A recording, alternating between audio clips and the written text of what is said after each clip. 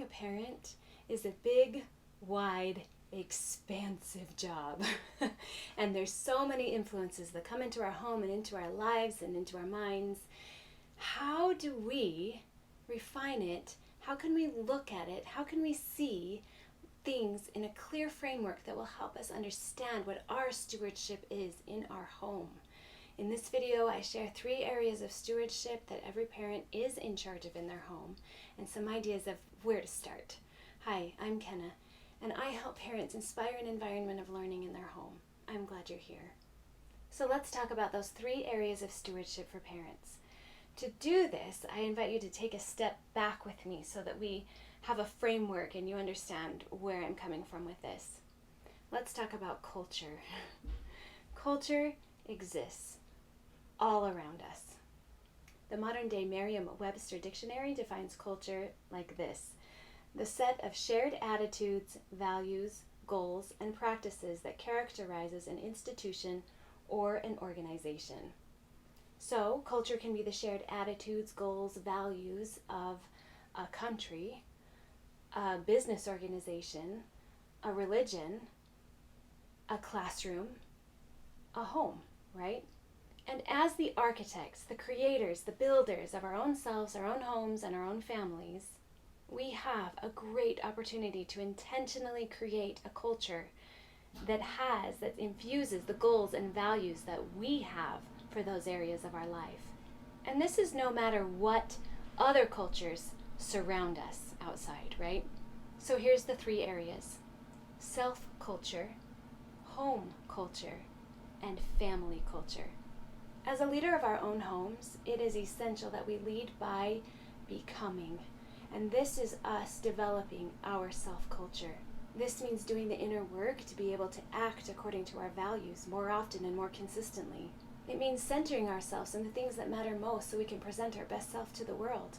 It means doing the hard work to deepen our own education. It means leading by example, not just by words. Examining our shadows, our limiting beliefs, as well as noticing our strengths and developing those. And then recognizing all of that, our strengths, our weaknesses, everything. Having the courage to take the right next step that we need to take for our own personal growth. Doing that intentional personal work is developing self-culture, and it is crucial. It is part of your stewardship. Obviously, yourself is part of your stewardship as a parent, as a human being. Every human being has a stewardship over themselves, and developing that personal self-culture that is one that is in accordance to your own values, your beliefs that you want, the attitudes you want, will make you more effective in every other realm that you have influence in. Let's talk about home culture. Now, home culture and family culture definitely overlap, so maybe it would be helpful for me to define what I mean by home culture. For our purposes here, home culture includes the way a home is run. It includes schedules, both on a daily and a seasonal level. It includes family work and expectations.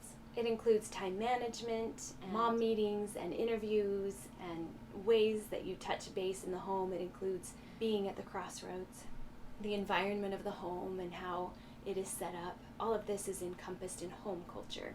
And the beauty of having an intentional home culture is that it gives a framework for our lives to flow into and gives us purpose and direction on how to purposely fill our time. It helps us know when to say yes and when to say no, from an outside invitation or a question from our kids. It can help us notice things and know when things aren't working and that when things need a little bit of tweaking to work well. We are more aware of family culture issues if our home culture is in place. And a home culture gives a predictable flow to our lives, giving our children a sense of safety and security, and therefore allowing them to use their energy and capacity in other pursuits. And now let's talk about family culture.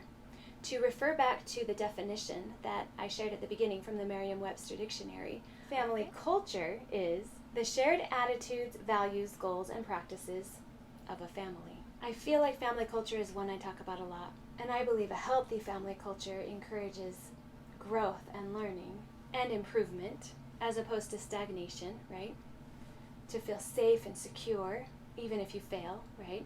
And a family culture gives roots and an anchor so that it guides the way our children sees the world.